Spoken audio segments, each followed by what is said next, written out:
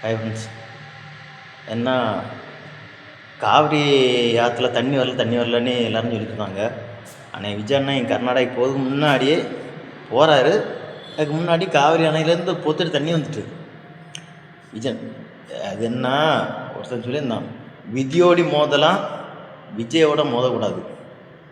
கரெக்டாக தண்ணி வந்து அதுமாதிரி டெல்டா மாவட்டத்தில் மழை இல்லை, தண்ணி இல்லை. நாங்கள் இன்றைக்கி பார்த்திங்கன்னா அவ்வளோ அப்படியே மேகமூட்டம் அப்படியே இருக்குது. கண்டிப்பாக இப்போ மழை வரும், அது கன்ஃபார்மு. அதே போல் என்ன ஒன்று என்ன கூத்தாடி விஜய் நம்ம உதயநிதி ஸ்டாலின் கூத்தாடி இல்லை, அவர் துபாயில் ஏதோ வேலை பார்த்துருப்பார் போல். அவர் கூத்தாடி கிடையாது, அவர் படம் நடிக்கலை. நம்ம கருணாநிதி அவர் படத்துக்கெல்லாம் கதை எழுதலை, அவர் சிலப்பதிகாரத்துக்கு கதை எழுதிப்பார்ப்பில்.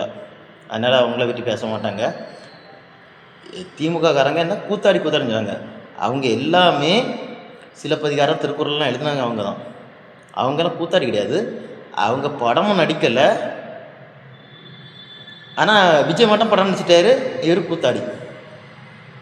நானே கேட்குறேன்னா, உதயநிதி நீ ஒரு கூத்தாடிக்கு கதை எழுதுனது கருணாநிதி. இப்படி குடும்பத்தில் பிறந்துக்கிட்டு நீங்கள் இந்த ஒரு வசனம் பேசலாமா?